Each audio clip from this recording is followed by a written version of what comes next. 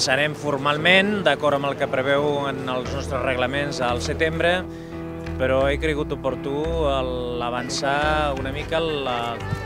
entre altres coses, les meves peticions respecte a qui vull que encapçali les llistes de les diferents demarcacions.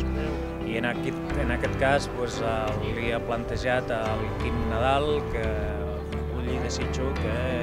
encapçali la llista de la demarcació de Girona i que,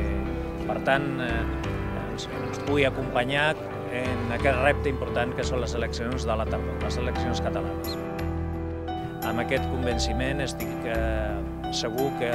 la persona qui millor personifica, d'una banda, la trajectòria del socialisme en aquestes comarques gironines,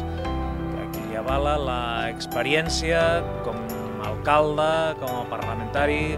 com a líder del Partit dels Socialistes de Catalunya, és el Quim Nadal, qui millor que ell per, òbviament, encapçalar la candidatura i afrontar aquest repte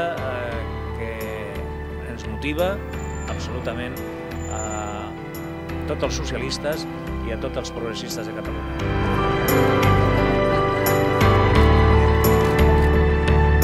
Bé, doncs jo accepto l'encàrrec i la proposta que fa el primer secretari del PSC com un honor i com un repte. Acceptar-lo vol dir que ens posem a treballar des de totes les agrupacions de la Federació de Girona perquè em proposin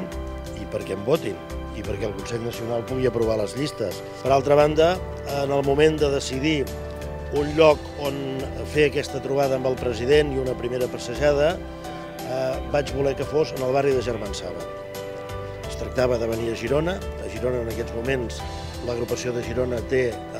una carpa a la Rambla de Girona, però per aquest fet concret, per la petició que m'acaba de fer el primer secretari del partit, jo volia venir a Germansava.